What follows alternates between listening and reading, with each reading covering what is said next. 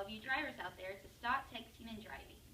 Mobile devices are something we all take for granted, and it has emerged into one of the most serious threats for drivers today. Every feature of your phone is dangerous while you're behind the wheel, but texting is especially threatening because it demands for the attention from your eyes, hands, fingers, and brain. But we continue to drive without thinking because we all truly believe that we are really good at texting and driving, and there's no way we could get into an accident because of the matter. So this case does not apply to us.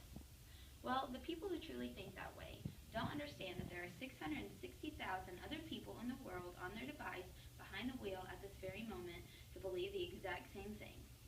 Those people are also putting the lives of themselves and countless others in their hands, and far too many families are suffering the consequences every day. Many drivers place reasoning behind their choice to text and drive by saying that they are too busy in their lives to get everything they need done, so they try to make up for that while they are on the road. This is very relatable to many Americans who live busy lives, and we all know when we get behind the wheel of any vehicle, we don't devote 100% of our focus on the road like we should.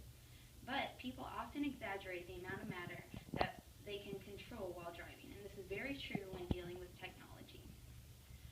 Our phones can be our most dangerous passengers, and until our society and law enforcement puts the cold, hard facts out on the line, we will continue to take advantage of our only means of transportation, and more importantly, the lives of others and yourself.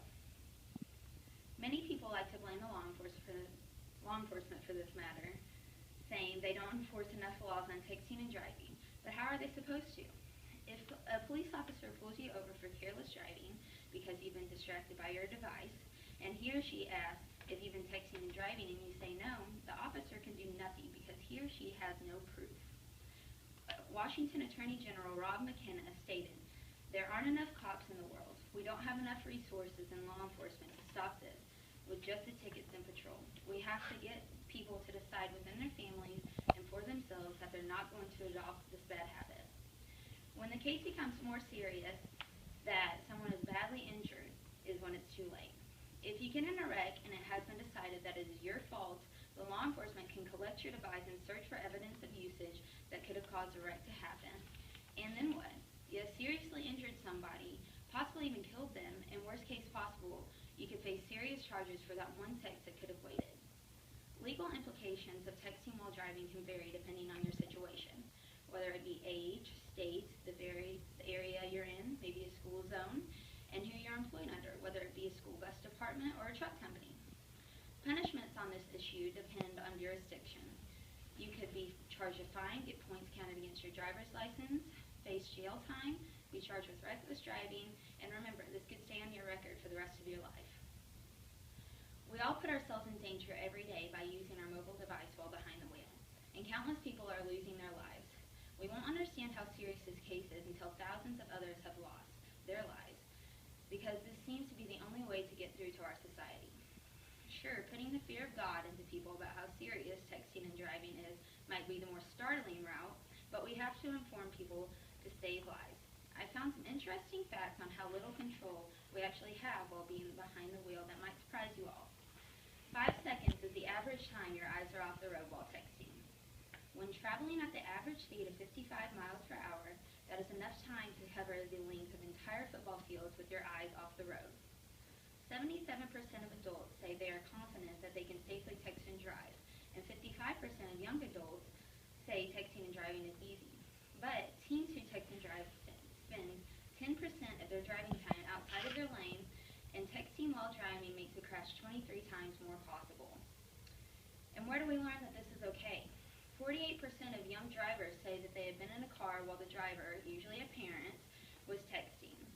People make up excuses saying it's safer to read a text than to compose and send one. If you hold your phone up by the windshield, you get better visibility, or that they only text when they stop at a red light. But excuses are not allowed when it comes to texting and driving, because no matter what the situation is, you are still putting someone's life in danger. The Federal Communications Commission is working with industries, safety organizations, and other government agencies to inform and educate the public about the dangers of distracted driving and seeking to identify and facilitate the development of innovative technologies that could reduce the incentive of texting and driving. We often exaggerate the amount of matter we are in control of, and this is especially true when technology is involved.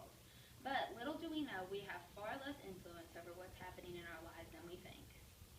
A common comparison of this matter is how similar texting and driving is with drinking and driving. Using a cell phone while driving, whether it's handheld or hands-free, delays the driver's reaction as much as having a blood alcohol level of 0.08%. And 16 states, including Missouri, have implemented a 0.08% blood alcohol concentration as illegal. Texting while driving is 6 times more dangerous than drinking and driving, according to the National Highway Traffic Safety Administration. Because when you are texting and driving, your focus is on the device, leaving the road in your peripheral, and your normal reaction time is slowed by 4 times. The problem with our society is everyone views drinking and driving as a horrible thing, and people who do it deserve jail time and AA counseling. But we think texting and driving is okay because everyone does it. Many of us have and will use our device on the road. It's just something that's going to happen. But the main point I'm trying to get to is to limit the amount of time you spend on your device while driving. There's a future ahead of us, more near than we think, that involves focusing on our safety while behind the wheel. Our phones are our most dangerous passengers, and we need to compare the importance of avoiding our devices while driving as much as we focus on putting our seatbelt on as soon as we get in the car. In conclusion, texting while driving is the leading cause of deaths on highways because it is so addictive, but the solution is actually much easier than we make it out to be. Sure, we may have the coolest phone around and we don't want to wait until we get home to play with it, but it won't look very cool when it's in the hands of law enforcement because you have seriously injured yourself or someone else. Our devices are like our babies. They demand so much attention from us, but they also give us a lot of joy and satisfaction in return. And that is why we should not abuse our devices by using them when they are not supposed to be used. Texting while driving is a choice made by millions of people every day who are not taking into consideration the effects their choices could have on themselves and or others. The safety of people all over the world should be our number one concern while driving. Foolishness and unsafe activity can easily be avoided with simple steps. You can encourage others and remind yourself daily of the harm you are putting on the roads while using your device. A big step forward that our society is taking is that many large corporations and industries are getting involved in the safety measure and putting the word out there on social media. No one should ever feel like the victim on the road, so put your phones up and pay attention.